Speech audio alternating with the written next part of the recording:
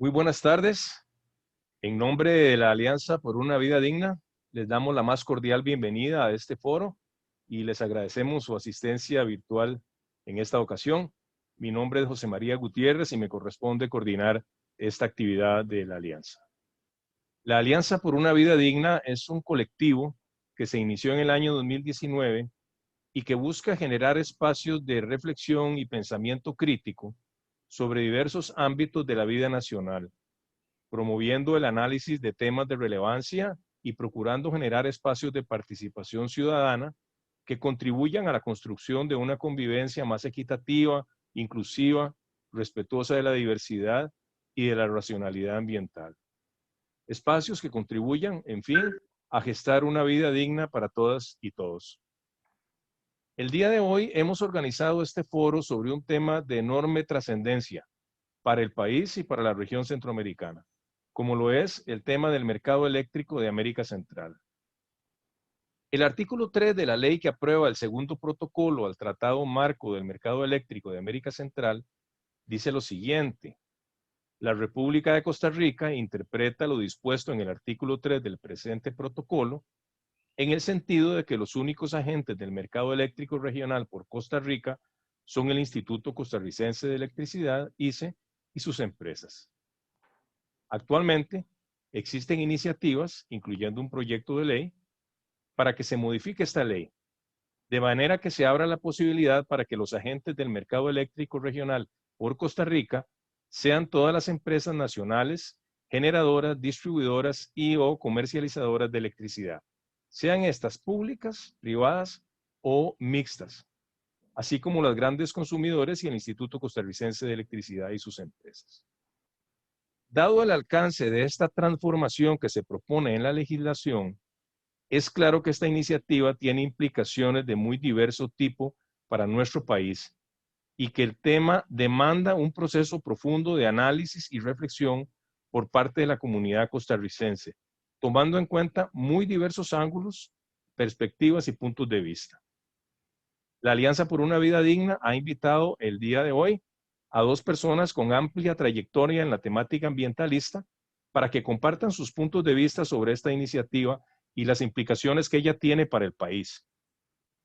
Contamos con la participación del sociólogo Osvaldo Durán Castro, quien es docente e investigador del Instituto Tecnológico y miembro de la Federación Ecologista, FECON, así como de la Red Latinoamericana de Ríos y Comunidades, Red LAR.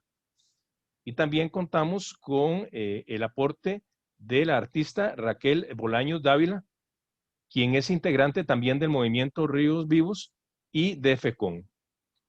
Hago la aclaración de que la compañera Angélica Alvarado, a quien se había anunciado que participaría en esta actividad, por motivos de fuerza mayor, no va a poder participar, por lo que envía sus excusas. Contamos también con la participación de Alison Quintanilla, quien está apoyando el desarrollo de esta actividad. De manera que les damos a todas y a todos la más cordial bienvenida y, por supuesto, a Osvaldo y a Raquel el agradecimiento y también la bienvenida. La dinámica de esta actividad va a ser la siguiente. Inicialmente, Osvaldo Durán va a hacer una presentación corta sobre el tema del mercado eléctrico regional, poniéndolo en contexto. Posteriormente, Raquel nos va a presentar algunas experiencias y reflexiones sobre las luchas comunitarias que se han efectuado en defensa de los ríos y de los territorios. Y finalmente, Osvaldo va a cerrar la actividad, las presentaciones, con un análisis más detallado de este proyecto y de sus implicaciones. Luego tendremos un espacio para hacer preguntas y comentarios. Les rogamos a las personas que nos están siguiendo por el Facebook Live de Surcos que hagan sus preguntas por ese medio, las atenderemos al final y cerraremos la actividad de esa manera. De manera que vamos a dar inicio entonces con la presentación de don Osvaldo Durán, la presentación inicial. Adelante, don Osvaldo, y muchas gracias por su presencia.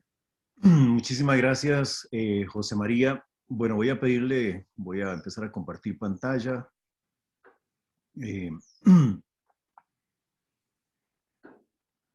Me cuenten si están viendo mi pantalla.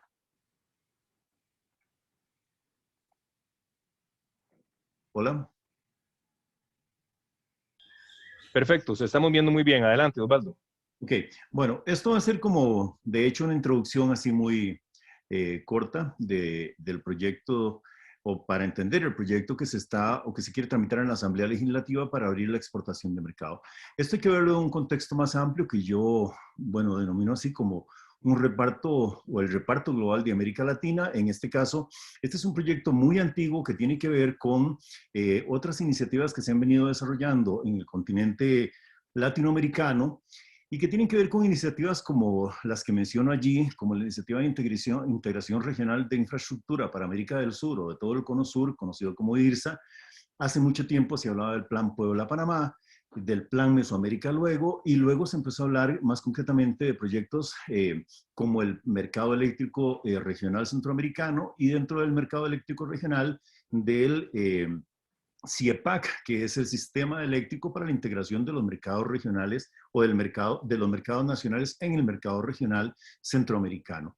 Yo quisiera destacar aquí que todo este proyecto que se está discutiendo en Costa Rica tiene este contexto latinoamericano y en Centroamérica particularmente se habla en estos términos desde la perspectiva oficial, gubernamental y privada. Se habla que este proyecto tiende a la integración regional, lo cual es cierto, que son energías renovables, lo cual no es cierto, como lo podemos demostrar por el tipo de explotación que se hace de los ecosistemas en la región.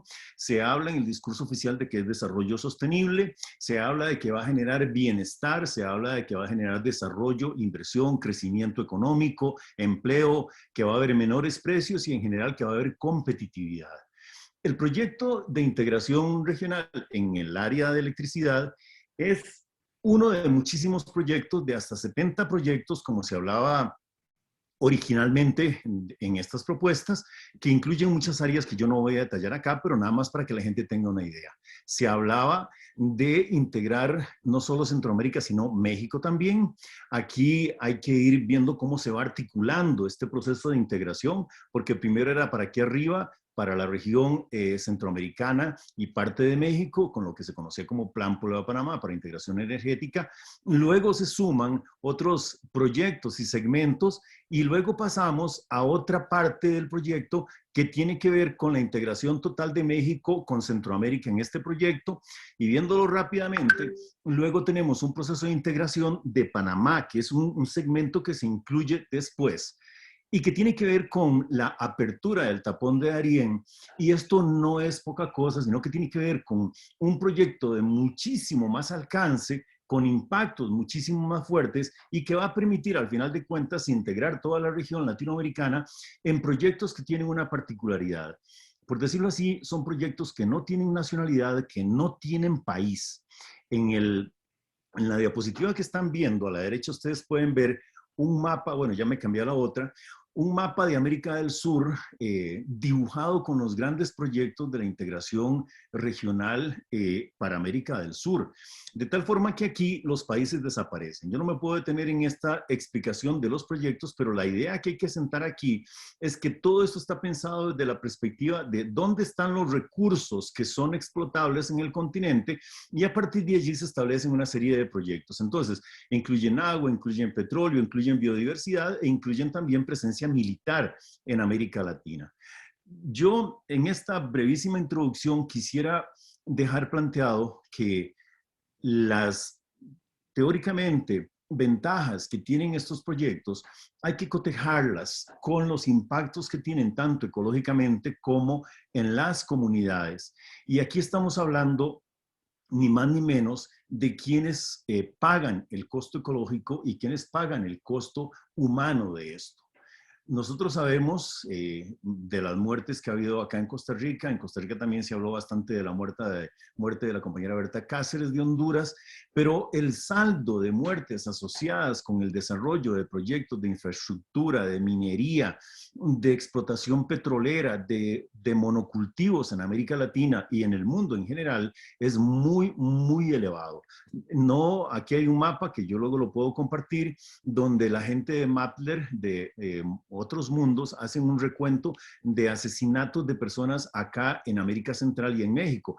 Pero hay que recordar esto, solo en el 2019 hubo 212 asesinatos en el mundo asociados con defensa de territorios, de lugares que son apropiados para la explotación o la creación de este tipo de proyectos de los que se está hablando para la integración energética en Centroamérica, y no podemos dejar de lado esto porque en realidad es la dimensión humana y ecológica de los proyectos que nos dicen que son muy positivos para el crecimiento y el desarrollo de los países. Costa Rica entró en esta lista de asesinatos con la muerte de Sergio Rojas, y el año entrante va a aparecer de nuevo con la muerte de Jerry Rivera. Idea general: el mercado eléctrico se desarrollaría en Centroamérica con la creación de no menos de 400 represas, que es lo que está pactado, con una red de tendidos eléctricos que ya está construida de 1.790 kilómetros, y tiene que ver con cambios legales también en todos los países, para lo cual se viene trabajando desde hace muchísimo tiempo. O sea, no es un caso aislado que ahora los privados de este país y el gobierno se pongan de acuerdo para impulsar este proyecto de ley en la Asamblea Legislativa. Y como les digo, esto se viene trabajando en Costa Rica desde hace muchísimo tiempo.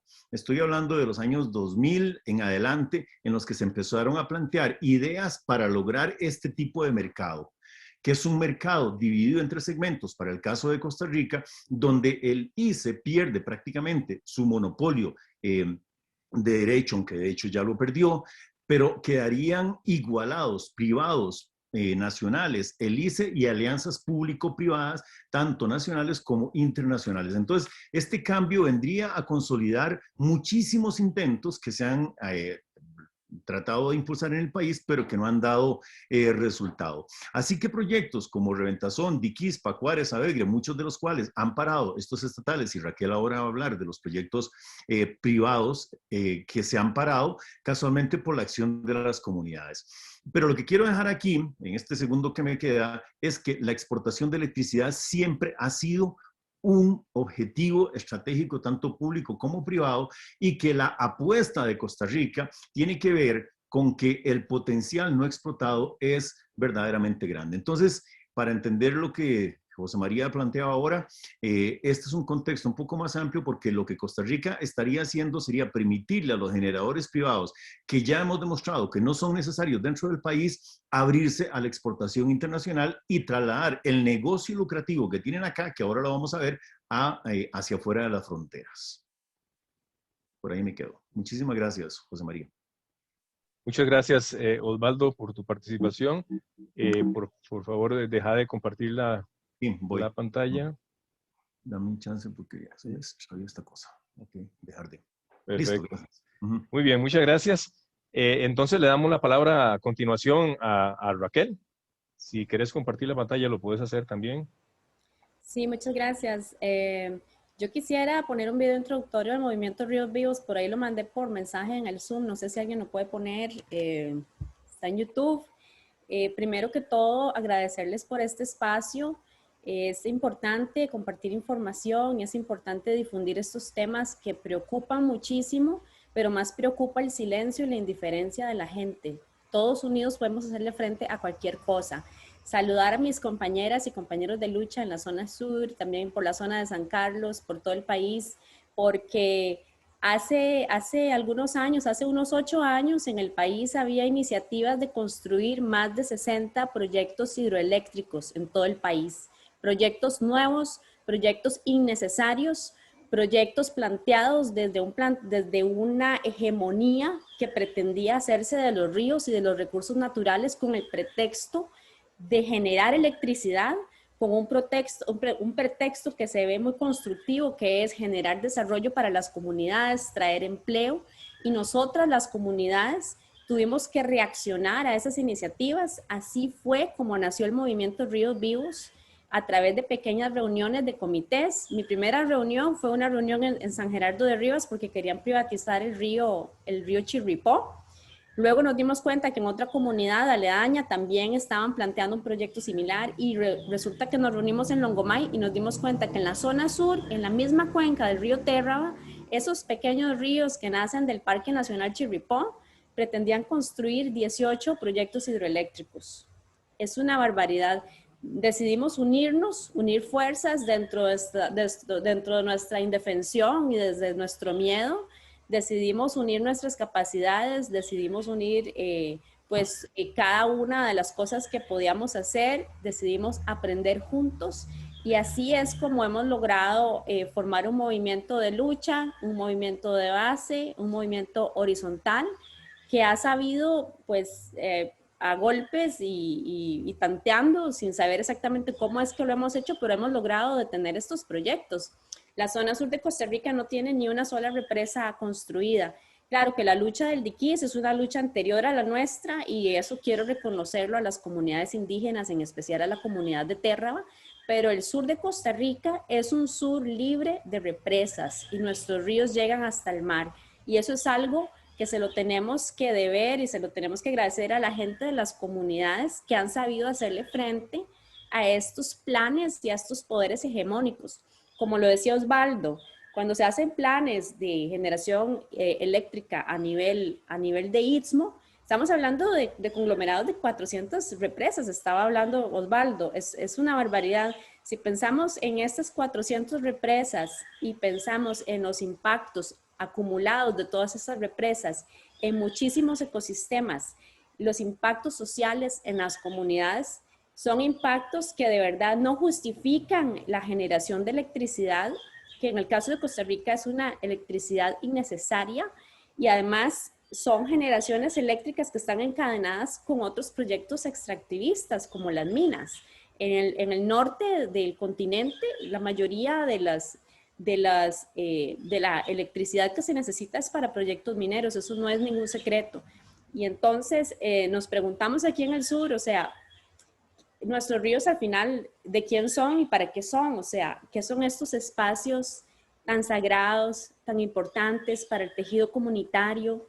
Estos espacios de vida por donde se alimenta la vida, los ecosistemas, los animales.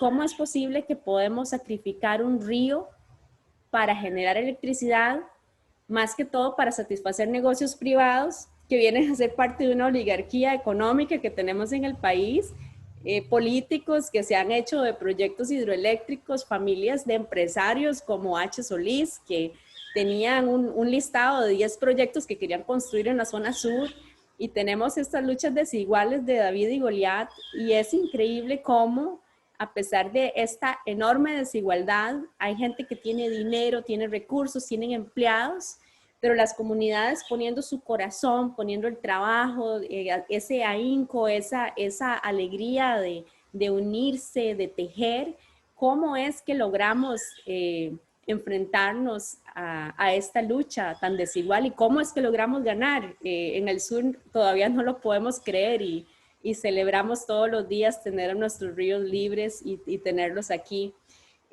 Pues la organización comunitaria es una respuesta a todos estos planes económicos. No nos toman en cuenta, nunca nos han tomado en cuenta.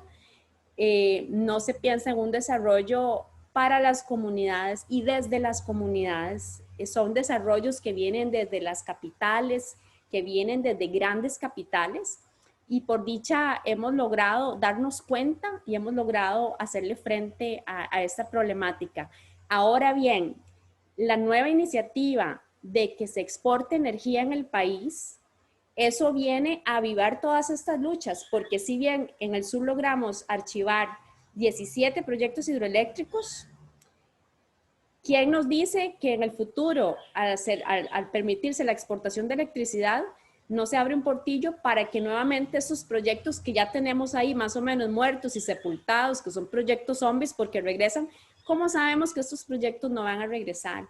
¿Cómo se espera que las comunidades seamos las que defendemos los territorios, defendemos la naturaleza, cuando para eso precisamente deberíamos tener al MINAE, deberíamos tener al Ministerio de Ambiente, más bien velando por la salud de nuestros ecosistemas? Pero estos cambios legales nos ponen en alerta y nos hacen ver que el problema puede persistir y que el problema puede más bien empeorar. Estaban planteando más de 60 proyectos hidroeléctricos en el país, pero ¿cuánto potencial de generar electricidad tienen en nuestros ríos? ¿Cuántos otros ríos podrían generar electricidad? ¿Cuántos otros ríos podrían ser destruidos, muertos, eliminados? solamente para satisfacer la codicia de unos cuantos. Entonces ahí es desde, lo digo desde las comunidades del sur, estamos en pie de lucha y estamos sumamente preocupados con estas iniciativas. También muy preocupados con toda esta campaña que se plantea por parte de los productores privados de electricidad, que están tomando espacios en periódicos, están tomando espacios en televisión y están otra vez con el discurso de que la energía eléctrica es una energía limpia, que es una total falacia. Estamos hablando de energía que destruye los ríos, destruye los ecosistemas, una energía que además criminaliza a los defensores y defensoras del agua. En América Latina estaban hablando de más de 50 asesinatos solo entre el año 2017 y 2019. Es una barbaridad. Es una barbaridad insostenible y además que las grandes represas generan enormes cantidades de gases de efecto invernadero. No se trata de energías limpias, se trata de negocios, se trata de codicia y pues estamos ante una lucha desigual y parece que la lucha sigue. La campaña continúa y culmina como punto máximo en el Congreso Internacional de Hidroelectricidad, que va a ser auspiciado por Costa Rica. Además de que tenemos crisis, el ICE está auspiciando este congreso, trayendo gente de más de 100 países a Costa Rica, en un lugar de lujo, con comida de lujo. Esto también lo está auspiciando el gobierno de Costa Rica. Y eso a mí me parece un insulto a las comunidades, un insulto a las personas que se han fajado y que han hecho sacrificios con el plan fiscal, que nuestros recursos se desperdicien haciéndole campaña a los generadores privados de electricidad, solo para que se crea que la generación eléctrica es un negocio excelente y que es también una actividad sostenible y ambientalmente sustentable. Es una falacia totalmente. Entonces, bueno, en mi participación nada más quiero mencionar que las luchas comunitarias no solamente se dan en el sur de Costa Rica, son luchas que se tejen a lo largo y ancho del país, pero son luchas que se dan a nivel latinoamericano. También somos parte y hemos participado con el MAR, que es el Movimiento de Afectados contra Represas. Se da en todos los continentes y la cantidad de represas que son construidas, o sea, es una cantidad que es una barbaridad. Y además los proyectos que están en proyecto y que desean ser construidos para satisfacer esta hambre de dinero y esta hambre como de acaparar todo, o sea, son unas cantidades que deberían avergonzarnos como seres humanos. De verdad tenemos que parar esto y si queremos ser sostenibles, ambientales, veamos otras alternativas que sí lo son, como por ejemplo reducir nuestro impacto y reducir nuestro consumo. La tecnología permite que consumamos menos como sociedades y que logremos tener una vida más equilibrada, que de verdad entienda que la tierra tiene sus límites y que tenemos que respetar. El agua es la última frontera. Y esa frontera tenemos que respetarla, o sea, los ríos tienen que seguir cantando, tienen que seguir tocando el mar, no solo porque son hermosos, los ríos son necesarios, son como las venas que tenemos dentro de nuestro cuerpo, son las venas del planeta. Entonces, pues seguimos en pie de lucha y estamos atentos a ver qué acciones se pueden seguir tomando para poder hacerle frente a todas estas iniciativas. Entonces, esta sería mi participación. No sé, en algún momento me gustaría tal vez meter la cuchara, pero sepamos que va a haber un congreso internacional en el país, que es una barbaridad, y queremos saber cuánto va a costar ese congreso y quién lo va a pagar. O sea, queremos los números exactos de cuánto dinero nos va a costar esa barbaridad y esa campaña para estas familias políticas y estas familias de generadores privados. Muchas gracias, Raquel, por tu participación. Y claro que sí, luego en la etapa de preguntas y comentarios, por supuesto, tendrás la oportunidad de ahondar en algunos de estos conceptos y en otros que quieras. Pasamos entonces a al tercer componente de nuestra actividad y le damos la palabra nuevamente a don Osvaldo.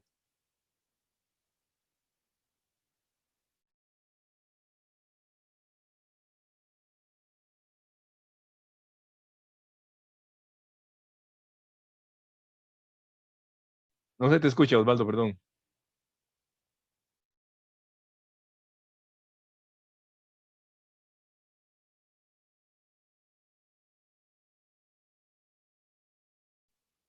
Tenés el micrófono apagado.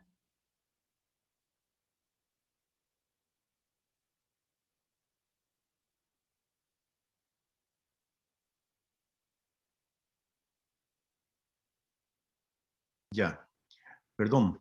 Ok. Perfecto.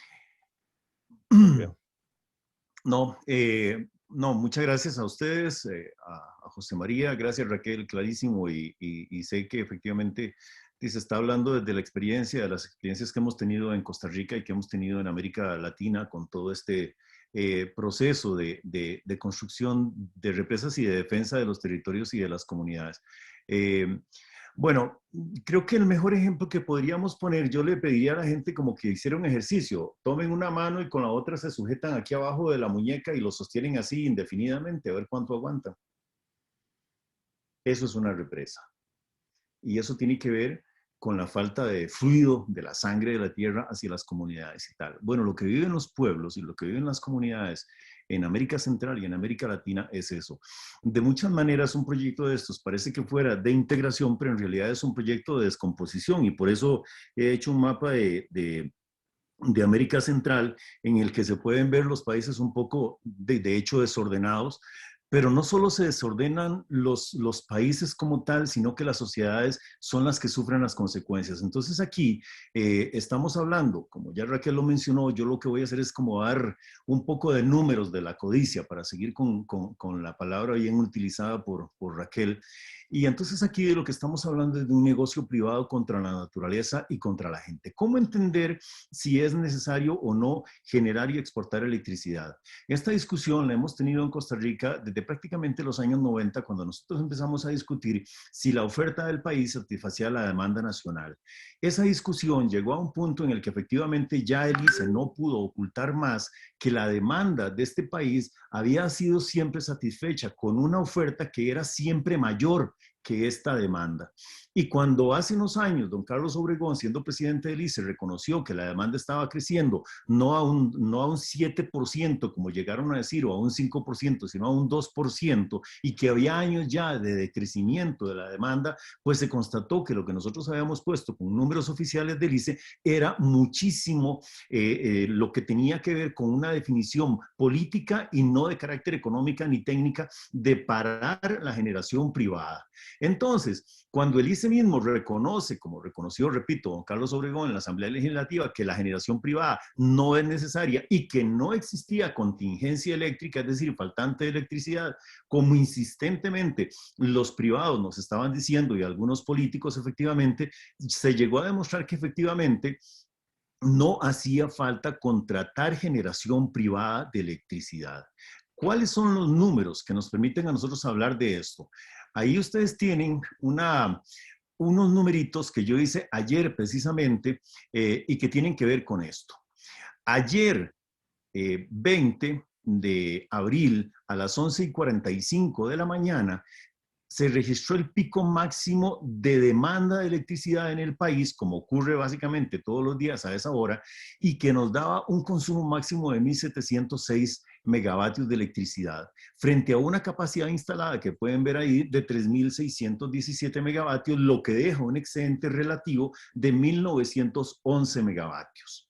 Me quedo con esos tres números y tal vez sería bueno que recuerden este número, estos dos primeros números de 1.706 contra 3.617, porque eso nos dice demanda máxima y capacidad instalada, que es lo que podemos hacer. Pongo excedente relativo porque no todas las represas siempre están funcionando u operando tal. Es esto mismo puesto en una gráfica. Pero aquí lo que nos importa es, yo hablé ahora en la introducción de que eran proyectos que estaban interconectados a nivel internacional. El Banco Mundial, que financia muchísimas de estas represas en todo el mundo y de sistemas de generación, viene insistiendo en Costa Rica. Esto es un documento del año 2009 que se llama Competitividad en Costa Rica, en la que se habla de que los generadores privados están obligados a respetar restricciones, llaman ellos, ¿verdad?, que limitan su capacidad instalada, dice. Efectivamente, las leyes de generación privada en Costa Rica, la ley 7200 y 7508, establecen un tope.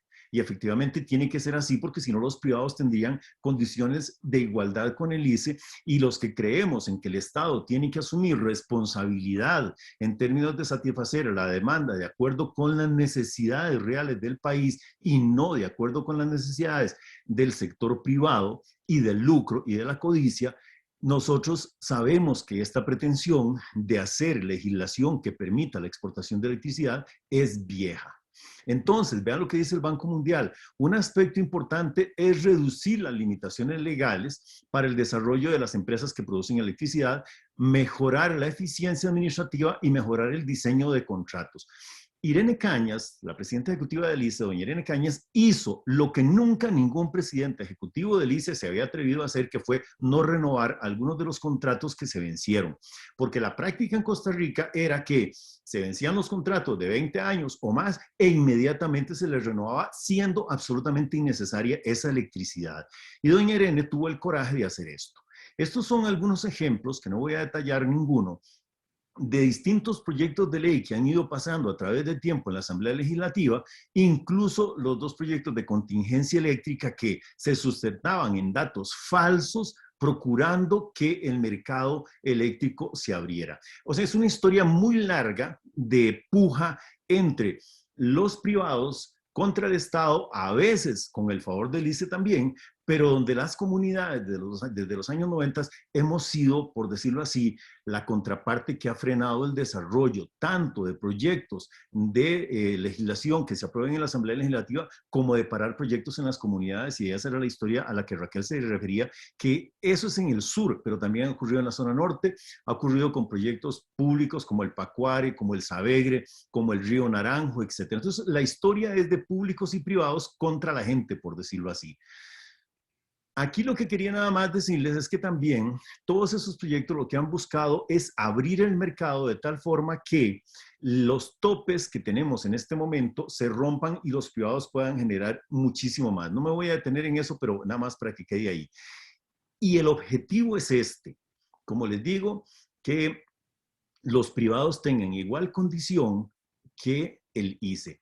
Menciono esto casualmente porque don Teófilo de la Torre, que fue presidente ejecutivo del ICE, fue durante muchísimo tiempo también la cabeza del proyecto de integración eléctrica centroamericana. Si ustedes ven ese pastel que está ahí, en realidad aquí no estamos hablando de 3 partes iguales, estamos hablando de 2/3 del mercado para el sector privado, porque alianza significa alianzas del ICE con el sector privado. Y cuando ustedes tienen un proyecto, como por ejemplo el proyecto eléctrico La Joya, ahí en Tucurrique, en Cartago, entre Cartago y Turrialba, es un proyecto privado que puede ser de hasta 50 megavatios, pero donde el capital es puesto por una alianza entre el ICE y un privado, o sea que no es público, es en realidad privado, al cual el ICE está obligado a comprarle, igual que a un generador privado aquí, de cualquier nombre de políticos, póngase por ejemplo Figueres Olsen o Figueres Borg, que el ICE está obligado por ley a comprarle la electricidad, aunque no haga falta en este país.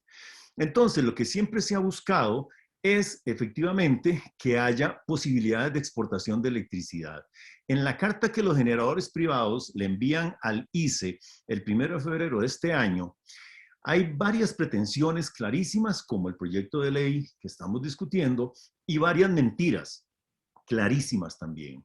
Una pretensión de ellos es que si no se le puede, dice ahí, en el punto D, sacar provecho a esa energía, la de ellos en Costa Rica, se habilite la opción de exportarla y o que el ICE se convierta en intermediario de esa energía y genere ingresos adicionales para sí mismo.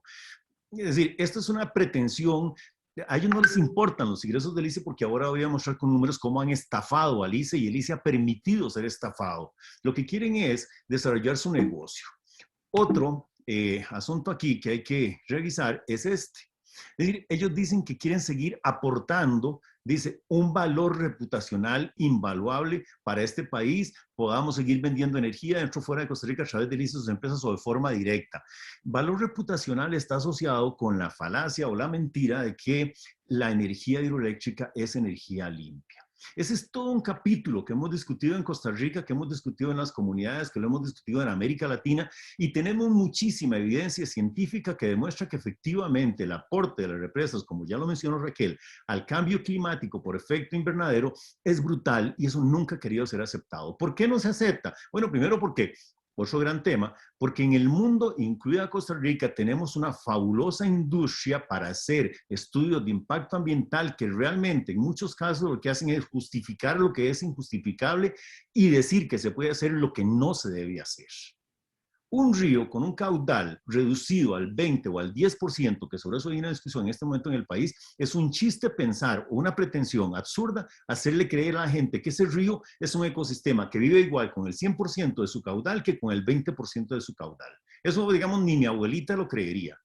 Pero bueno, siguen hablando de eso y eso es lo que van a venir aquí a discutir. Entonces, cuando se propone esta modificación de la ley, ahí ustedes lo pueden ver con toda claridad. Lo nuevo que se agrega, ya lo mencionó José María al principio, pero no importa repetirlo un segundito aquí, es que ya no solo podrá el ICE exportar, sino que son los que podrían exportar serían todas las empresas costarricenses, generadoras, distribuidoras y comercializadoras de electricidad, sean públicas o privadas. Es decir, el mercado queda, es decir, lo que pudo tener de estatal hasta ahora ya quedaría completamente desaparecido.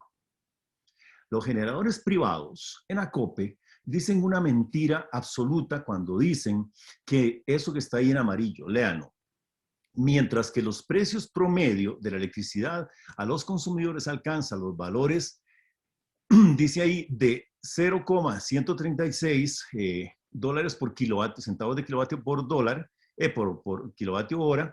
Para el consumidor e industriales alcanza 149 por kilovatio hora y para los residenciales la tarifa es de 179 tal.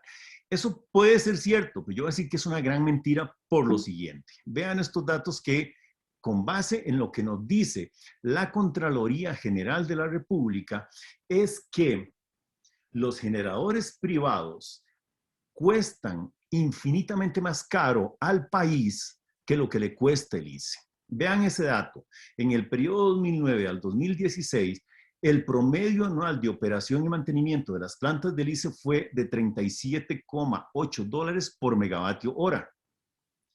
Y vean lo que nos costó lo de los privados. Pero no solo es la diferencia, prácticamente que del doble que cuestan los privados con respecto del ICE, sino que la pregunta es, ¿quién paga eso?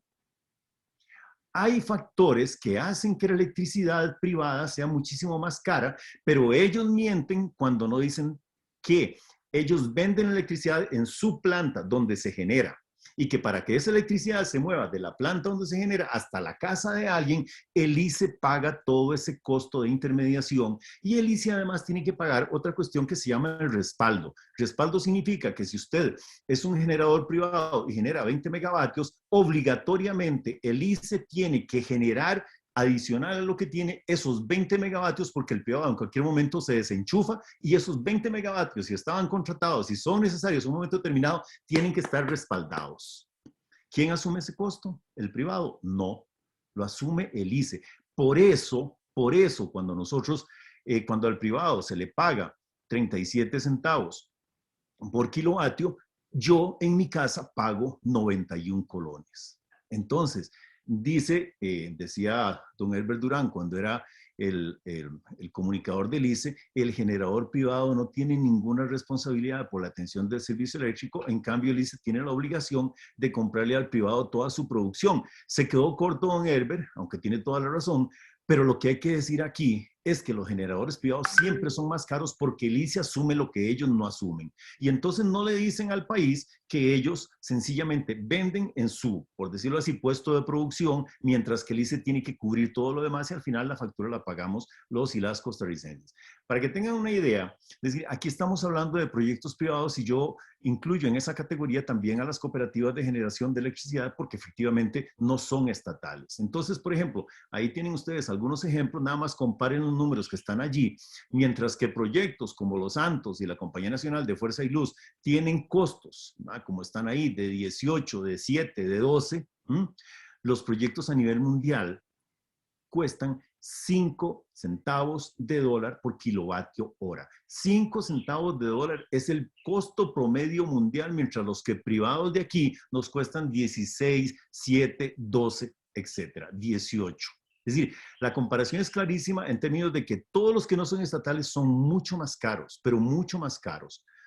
Aquí en Costa Rica tenemos una situación que se consolidó jurídicamente, financieramente y tal, desde esos dos momentos que menciono ahí históricos. La ley 7200, que es una ley aprobada en el gobierno del señor Calderón Fournier el 18 de octubre de 1990, y la ley 7508, que amplió el rango de producción de generación privada el 9 de mayo de 1995 durante el gobierno de Figueres Olsen.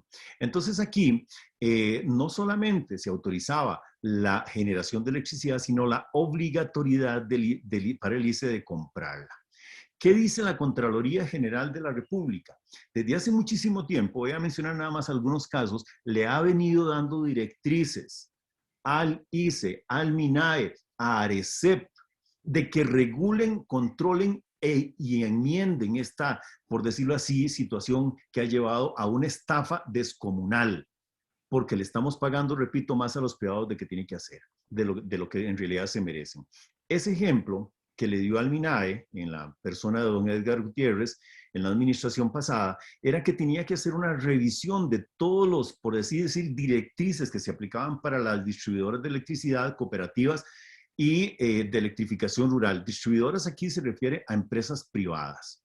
Porque, dice, tenían que, le advertía, se sometan a un análisis, ojo, de rentabilidad, calidad, disponibilidad, firmeza y precio que garantice la cartera óptima de proyectos y el desarrollo de aquellos técnica y económicamente eficientes para el sistema nacional.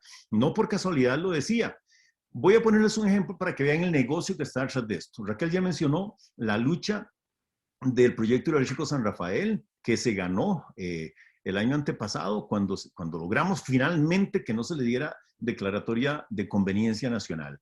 Vean eso, era un proyecto por 25, un contrato por 20 años, con una concesión de aguas que luego nos trajimos abajo por 25 años, que tenía una etapa que ya estuviera terminado según el plan, iba a generar una potencia de 7.5 megavatios, que eran totalmente innecesarios. Recuerden que tenemos un excedente de electricidad de casi 2.000 megavatios.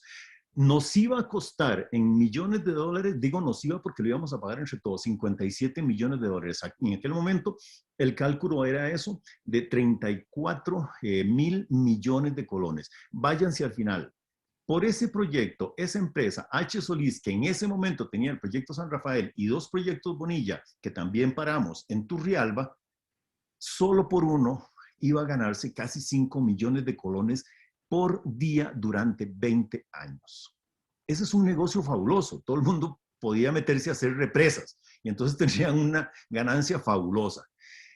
Aquí hay datos que nos hablan de cómo efectivamente se ha venido pagando a los generadores privados sumas exorbitantes que entre el año 2010, vean abajo para no entrar en detalle ahí, entre el año 2010 y el año 2018 significaron 709.936 millones de colones que pagó la sociedad costarricense a estos generadores privados. De eso es que estamos hablando. En una carta que le mandó ARECEP y el ICE al diputado José María Villalta, se habló de estos números. Vean la última columna, el último número. El monto que el ICE se pudo haber ahorrado entre el año 2010 y el año 2017 si no hubiese estado obligado por estas dos leyes, 7.200 y 7508, se hubieran ahorrado 146.633 millones de colones. No son cifras pequeñas, son cifras astronómicas para la sociedad costarricense y las hemos venido pagando. Pero aquí hay algo peor, que tiene que ver con una institucionalidad colusionada con este negocio fabuloso. La ARECEP, dice la Contraloría General de la República, no aplica lo que tiene que aplicar de normas tarifarias. Y vean lo que dice ahí. Ese es un informe del año 2019. ARECEP no aplicó correctamente las metodologías de ajuste tarifario para la compra de energía a generadores privados bajo la modalidad de BOO, que es construcción, operación y la vuelta de esos proyectos al ICE después de 20 años, al momento de ejecutar los cálculos respectivos. Vean los números. Dice, lo anterior se presentó en la fijación tarifaria del 17, 18, 19 para los contratos renovados, que fueron los que no renovó Irene Cañas, así como para las tarifas de referencia 2016, 17, 18, etcétera, y otras más ahí. Pero vean los números, vean los números. Abajo tienen ustedes, en centavos de dólar, lo que se pagó de más a esos proyectos.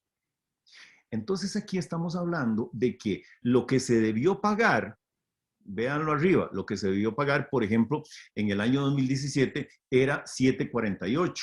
Es lo que se pagó, perdón. Lo que se debió pagar era 5.41. O sea que la diferencia fue de más 27%. Y todo eso que está ahí abajo fue lo que se pagó de más o de menos, excepcionalmente. Pero estos números nos indican que efectivamente ARECEP ha sido absolutamente negligente. Puesto en otros términos, véanlo así, dice la Contraloría General de la República que las sumas estimadas giradas de más por compra de energía a privados son esas. A mayo del 2019, 5,3 millones de dólares. A diciembre del 2018, 6 millones de dólares. A diciembre del 2017, 12.5 millones de dólares. ¿Quién no quiere tener un negocio así? Entonces, el negocio que hacían ahora aquí al interior del país, lo quieren ir a hacer afuera. Vean esos números, porque en realidad esto nos habla de un desfalco a la sociedad costarricense por intermedio del ICE, por negligencia clara y absoluta. Yo le puse a eso, por eso, los números de la codicia, la que hablaba Raquel, pero está clarísimo aquí esto. Lo que estamos aquí hablando ahí abajo es que se les pagó esa cantidad de millones, 12 millones, 6 millones, 5 millones, porque ARECEP y el ICE en momentos distintos, en colusión, digo yo, y en momentos distintos el ICE, sí, como dicen, se ha puesto las pilas para que esto no sea así, pero en realidad no han cumplido las órdenes que se les han dado. En ese informe de la Contraloría del 2019 también, se le ordena a ARECEP, dice, se dispone a las autoridades del ARECEP elaborar, ojo, elaborar una propuesta de modificación de las metodologías tarifarias para la modalidad de construir y operar. Se trata de los privados, ajustar las tarifas vigentes, etcétera, así como determinar los montos pagados de más a los generadores privados y establecer las acciones para resarcir los montos. Es gravísimo lo que en este país pasa, porque en realidad esto debió hacerse y no se ha hecho. Aquí también, directamente, al regulador general, Roberto Jiménez, que dicen que no hay peor cuña que la del propio palo. Y Roberto fue durante muchísimo tiempo funcionario del ICE. Luego lo pasan como regulador general. Y como regulador general, Roberto Jiménez tiene una historia nefasta de incumplimiento de las órdenes y disposiciones de la Contraloría General de la República. Y es un funcionario público al que hay que llevar a cuentas, porque la estafa de la que estamos hablando, él es corresponsable directo.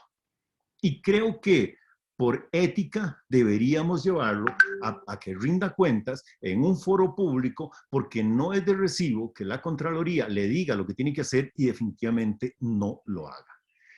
¿En qué redunda eso? En lo que dice doña Irene Cañas en la Asamblea Legislativa, de que dice, este año, está hablando del año 2018, tenemos un déficit de 20.000 millones de pago a generación privada.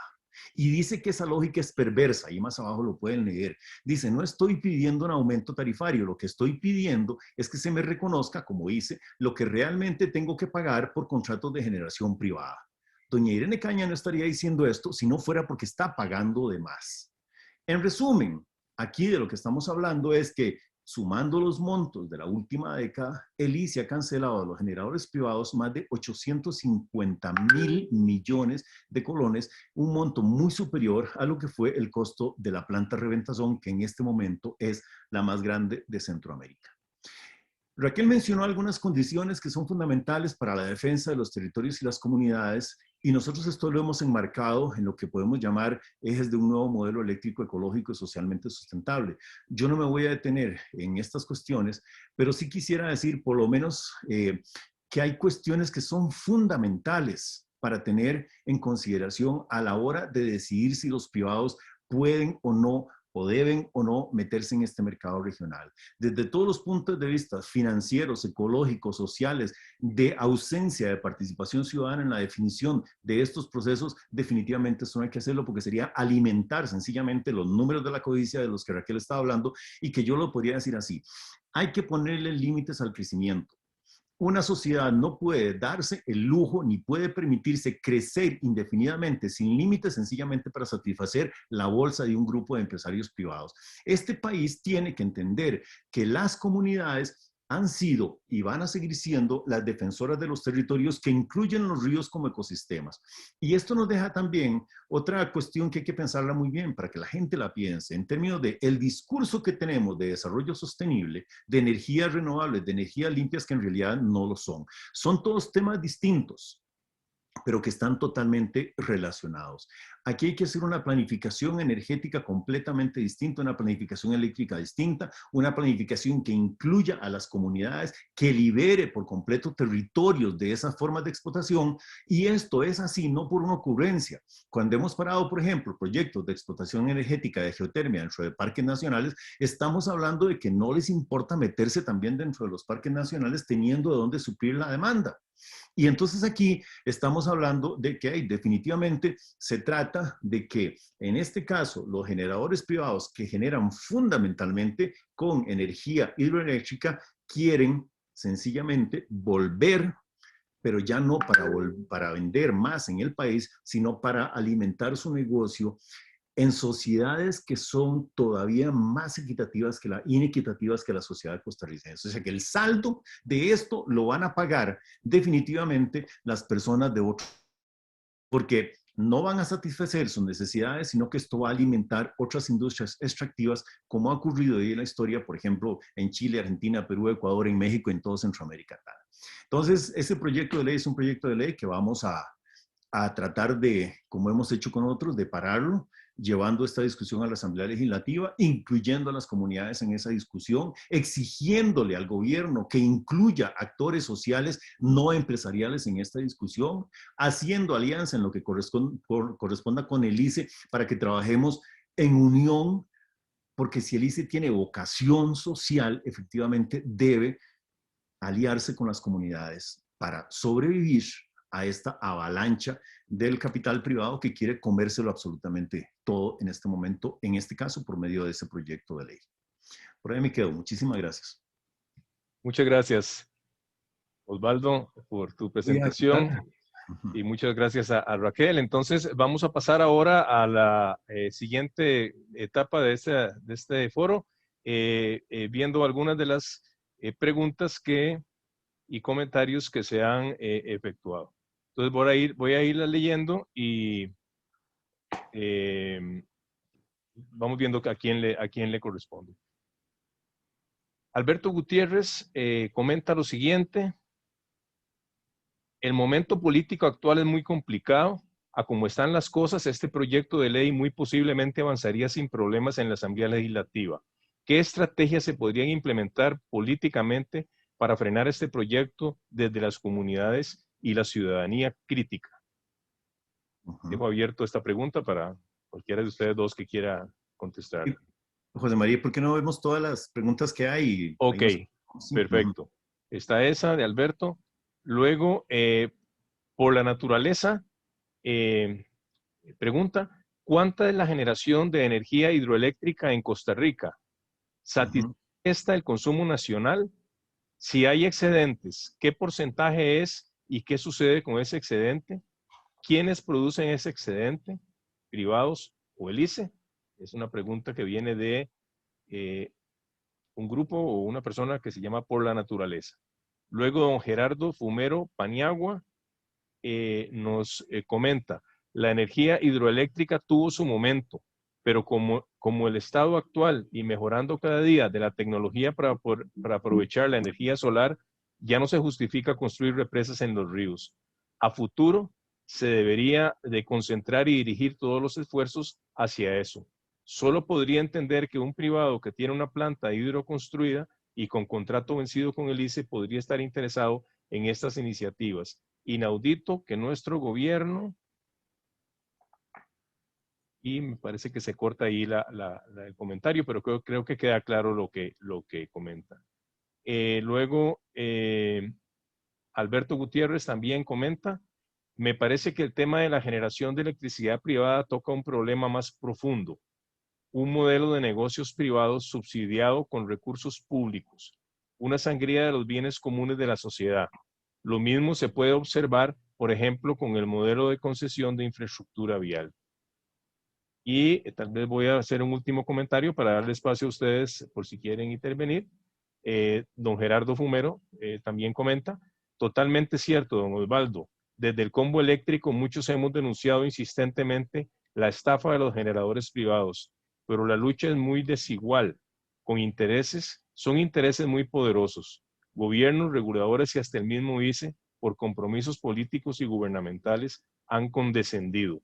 Si les parece, nos detenemos por el momento ahí, ustedes hacen su intervención y luego continuamos con otros mensajes y comentarios. Raquel, si te parece, Sí. me dejas buscar datos para dar los exactos y intervenir vos. Sí. Con la primera pregunta, Sí. ¿cómo podemos hacer para armar un tejido? Yo pienso que lo primero es la información. Es importante que la gente conozca la ley y también seguir amarrando, ¿verdad? Este tejido comunitario. Ahorita con las circunstancias actuales, en medio de la pandemia, es difícil generar reuniones, pero tenemos que encontrar otras formas para poder compartir esta información. Espacios como este es una estrategia excelente y agradezco muchísimo este espacio. Pero además de la información, acciones concretas que podamos hacer. Yo pienso que se teje desde lo pequeño para empezar y de ahí para adelante vamos amarrando, pero sí, lo principal es informarnos de qué es lo que está pasando para poder pensar en acciones más concretas, pero cualquier idea que puedan tener también las personas que están viendo este programa y que puedan poner en los comentarios, pues cualquier idea también es bienvenida y por favor únanse, sigan el movimiento Ríos Vivos, sigan los grupos que también estamos en las mismas luchas, intégrense a las luchas, es importante, necesitamos más fuerza.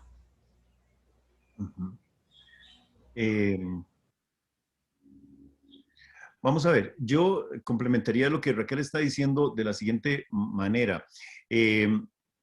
Hay como tradicionalmente en Costa Rica ha habido, vamos a ver, una constante de oposición a este tipo de proyectos, como dice el señor Fumero, por parte del ICE, pero yo sí tengo que decir que el ICE ha sido, los trabajadores y los gremios del ICE han perdido muchísima fuerza en la defensa de la institucionalidad estatal del ICE mismo como tal. Y efectivamente, si algo sabemos es que las juntas directivas son los principales cómplices, en muchos momentos han sido los principales cómplices de la generación privada de electricidad. La generación de electricidad privada sencillamente lo que ha hecho es literalmente desangrar a la sociedad costarricense y en eso hay una responsabilidad compartida. Además de los gremios del ICE, el ICE como tal no se ha autodefendido, por decirlo así. El ICE no le ha hecho un contrapeso a los generadores privados, sino que más bien ha auspiciado desde adentro de la junta directiva contratos que han sido siempre absolutamente innecesarios. Hay todo un historial de esto. Y no solo en generación de electricidad, también en telecomunicaciones. Hay mucha historia sobre esto. El otro segmento de oposición a este proceso ha sido el de las organizaciones sociales, y aquí hay que mencionar una larguísima lucha ya de 3 décadas de la Federación Ecologista Costarricense, de la FECON y de organizaciones que la integramos, pero eso también ha sido un contrapeso, más no ha impedido que muchos procesos de estos avancen.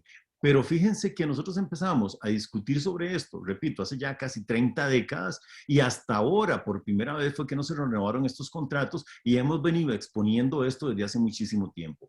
Y el otro actor emergente, pero ya consolidado, son las comunidades como tales. Cuando en el sur del país, cuando en Turrialba, cuando en la zona norte, cuando prácticamente en todos lados se desarrollan movimientos sociales que son los que le hacen el contrapeso a los generadores privados, estamos hablando de nuevos actores sociales. Eso es todo un tema que hay que revisarlo en este país. ¿Por qué? Porque las comunidades han sido sistemática y permanentemente excluidas de los procesos de discusión. Cuando nosotros hablamos de un nuevo modelo de electricidad, estamos hablando de que un componente fundamental tiene que ser la integración de las comunidades en los procesos de discusión de cómo se va a realizar de una manera o de otra o no, sencillamente, un proyecto hidroeléctrico. El Estado no puede darse la potestad, por ejemplo, para mencionarlo muy concreto, el Estado a través de la Dirección de Aguas muchísimas veces sencillamente copia y firma a ojos cerrados las concesiones de agua para la generación privada. Setena. Setena es juez y parte por parte de muchas organizaciones que están ahí, como el mismo ICE. Entonces, el ICE lleva un estudio de impacto ambiental a la Setena, y dentro de la Setena, de la comisión que decide si se aprueba o no ese estudio de impacto ambiental, hay funcionarios del ICE. Entonces juegan un doble sentido.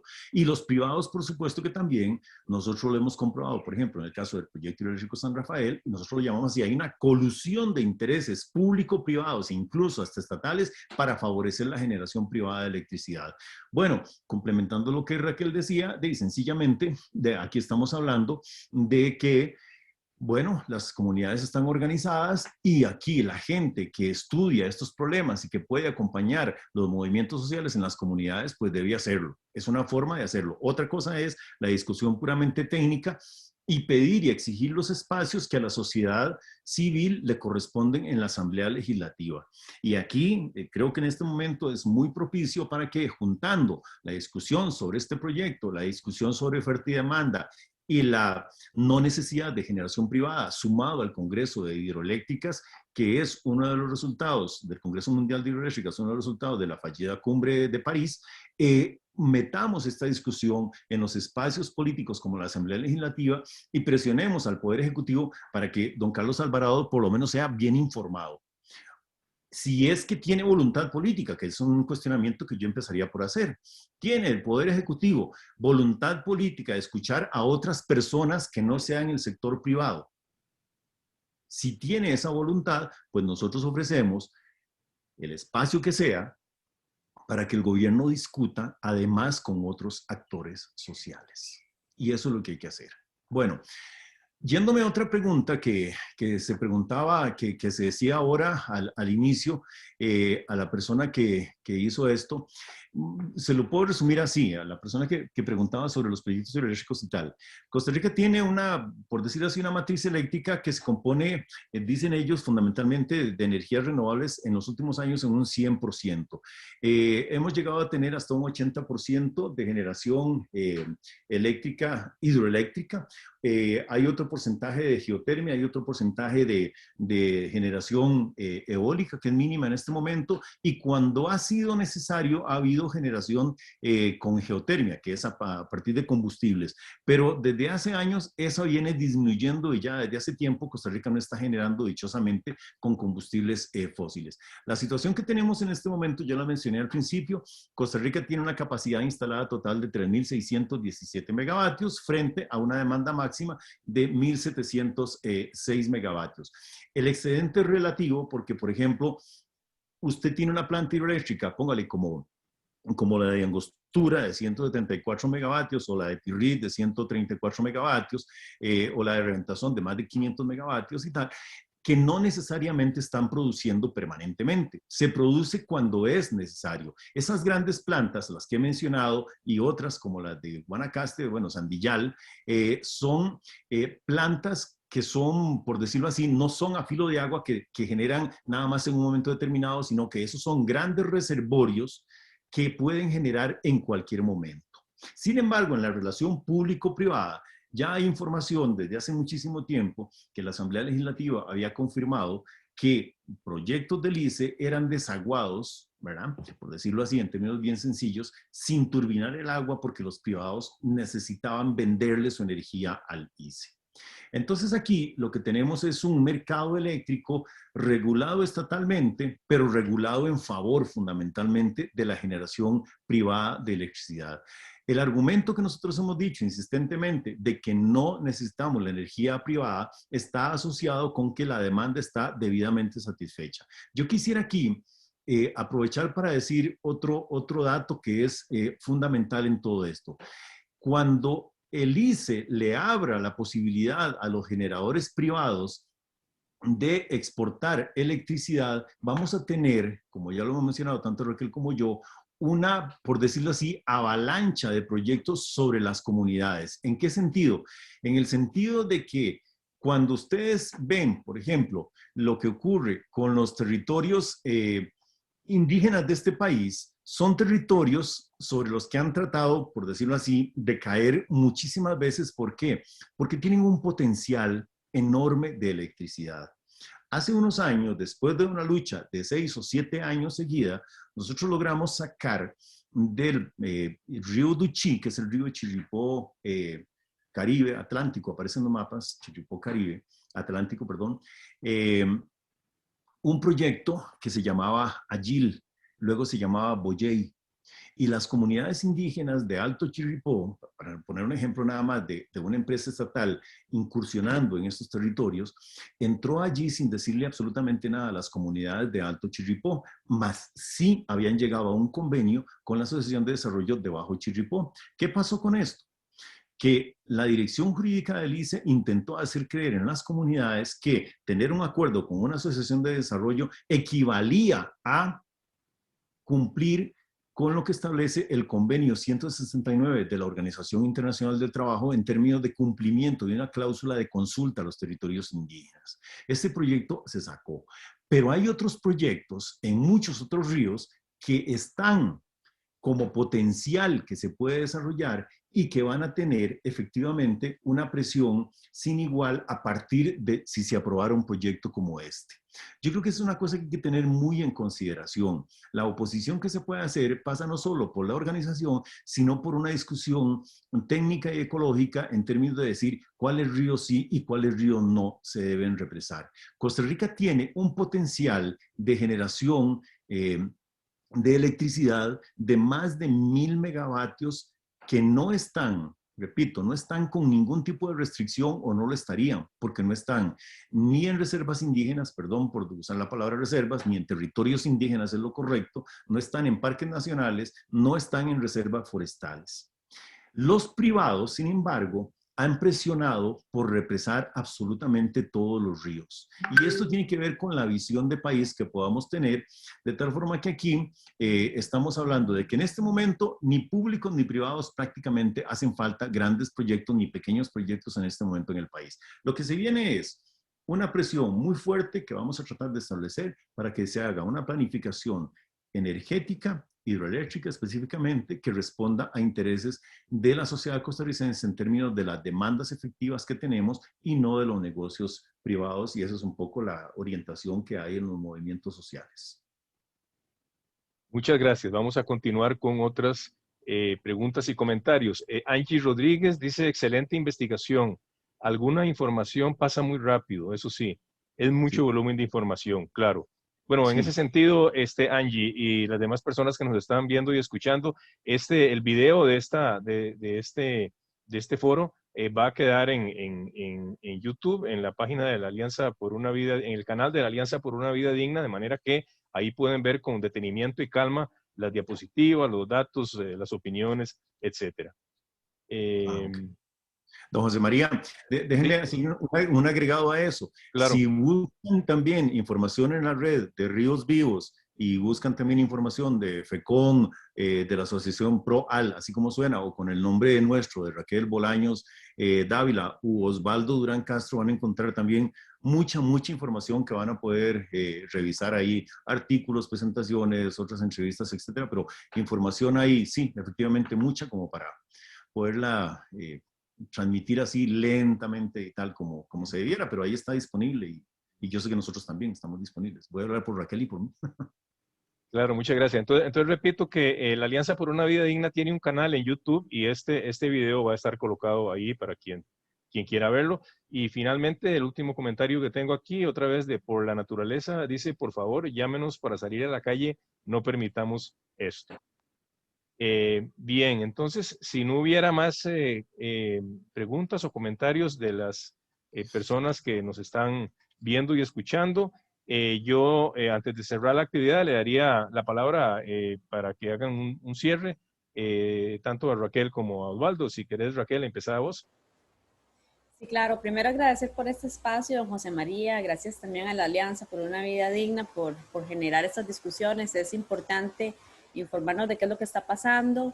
También saludar a las personas que están de frente defendiendo la naturaleza, defendiendo los territorios. En especial un saludo a mis amigos y a la gente querida en territorios indígenas que también están con sus luchas para recuperar sus territorios ancestrales. Y Y bueno, las alianzas precisamente son la clave para poder fortalecernos y para poder vencer estos sinsentidos, ¿no? Entonces, más bien hacer un llamado a unirnos, a unir fuerzas, a unir capacidades y a utilizar estas redes también como para lograr hacer este tejido que es tan importante, tan fundamental. Y bueno, seguimos adelante, sigamos informándonos y sigamos haciendo acciones para defender nuestros ríos y para defender la cordura y nuestra política. Ojalá que haya políticos que estén viendo este programa y que por favor profundicen en estos temas para que tomen decisiones informadas. Y bueno, desde las comunidades también vamos a seguir trabajando para hacerle frente y también desde la FECON. Entonces, seguimos en la lucha. Y muchísimas gracias por este espacio. Y un abrazo fuerte también para Angélica, que no pudo estar acá, para que se recupere pronto. Gracias, Raquel. Osvaldo. Bueno, creo que pueden ver mi pantalla, sí. Sí, cómo no. Bueno, puse eso para que ustedes vean cómo aquí estamos hablando no únicamente de negocios y de los números de la codicia, para seguir usando esa frase, sino que estamos hablando de una visión de la vida. Muchas veces hemos usado ese mapa, digamos, ese mapa entre comillas del ICE, y se puede ver maravilloso desde muchos puntos de vista, pero también es un mapa que hay que tenerle mucho cuidado y ponerle atención. Si lo pueden ver con detenimiento, no sé si logran ver dos manchas grandes que hay, por decirlo así, en la parte sur del país. Aquí esta mancha que estoy marcando, que por supuesto no existe en la vida real, pero que tiene que ver con las proyecciones del mundo de la hidroelectricidad. Para la gente que conoce Talamanca y que puede pensar en los ríos Telire, Lari, Coen, Urén, Yorquín y en el mismo río Zixabola, es este sector. Y cuando estamos hablando de planificación, no se trata de planificar proyectos hidroeléctricos. Usted puede planificar algunas de esas 406 represas de las que hablamos en el área centroamericana o mesoamericana, y esa sería una de las mega represas que estaba proyectada para allí. Lo que no dicen es que todas las comunidades del Valle de Talamanca, para la gente que entraba ahí desde Bribri, lo que es Suret, Casuí, Amure, Cachabri, Soqui, todas esas comunidades, ¿qué pasaría si se hiciera un proyecto de este tipo? Por supuesto que desaparecen. Por supuesto que no tendrían posibilidad de la gente de sobrevivir de alguna manera, a no ser que a todos les den submarinos para que sigan viviendo allí, para ponerlo en términos absurdos, pero eso es así. Vean esta otra mancha que está aquí abajo. Es la gran mancha del Diquís. Nosotros discutíamos en las comunidades con gente del ICE allá en Terra desde los años 90, cuando esto era ni siquiera proyecto hidroeléctrico de Diquís, era cuando era proyecto hidroeléctrico Boruca. Y usted puede ver en cada río un montón de represas. Así es que piensa en el país. Y por eso esa lista que está a la izquierda de ese montón de proyectos que pensaban hacer y que piensan hacer todavía, tiene que ver con cómo la gente quisiera explotar el país. El país, Costa Rica, la naturaleza, los ecosistemas no son sencillamente canteras de materia prima que se pueden explotar a conveniencia de grupos empresariales. Y eso es lo que pasa en América Latina y en el mundo. ¿Cuántos de ustedes usan coltán, por ejemplo? Piensen en eso, después lo van a resolver, pero piensen ustedes en cuántos usan coltán. Piensen ustedes en la relación de energías limpias de las que tanto se habla y el litio, por ejemplo. Tenemos que tratar de ir un poco más allá de lo aparente, más allá de los números, más allá de ver que los negocios que nos venden como desarrollo, como crecimiento económico y como supuesto bienestar, cobran vidas humanas y cobran vida en la naturaleza. Entonces, un mapa como este nos permite reflexionar en términos de qué es lo que queremos para este país, qué es lo que queremos para las comunidades y qué es lo que queremos para los ecosistemas. Y que no seamos personas que tienen un discurso falso o que seamos farsantes hablando de bienestar y de desarrollo, cuando en realidad todo ese desarrollo lo que está haciendo en muchos casos es sencillamente destruir a las comunidades y destruir la naturaleza como tal. Entonces, podemos planificar todo esto que vemos aquí, que son muchísimos proyectos, pero el costo de eso alguien tiene que asumirlo. Y nosotros tenemos que tener capacidad para ser responsables y también ser éticos en esto. Las decisiones no son ni técnicas, ni económicas, ni políticas, ya siquiera son fundamentalmente éticas. Esas son las decisiones que tenemos que tomar. Yo me quedaría por ahí. Muchas gracias. Muchas gracias, Osvaldo. Y bueno, vamos llegando entonces al final de este foro tan interesante. Nuevamente le damos las gracias a Raquel y a Osvaldo. Le enviamos un saludo muy cálido a Angélica también. Y les agradecemos a todas las personas que nos han acompañado en esta actividad. Quizá para cerrar con una reflexión, ¿verdad? Obviamente, por lo que hemos escuchado, este es un tema de un enorme impacto y consecuencias para el país. Es necesario definitivamente analizar todas las implicaciones y ángulos que tiene y por ello se requiere generar un gran debate nacional sobre este tema.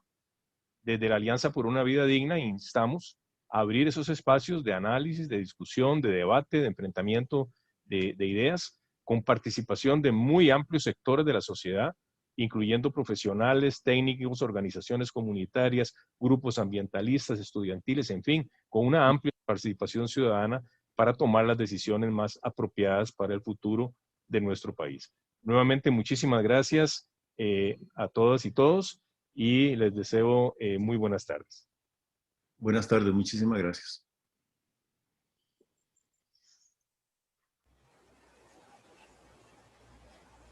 Uy, perdón. Muchas gracias. Hasta pronto.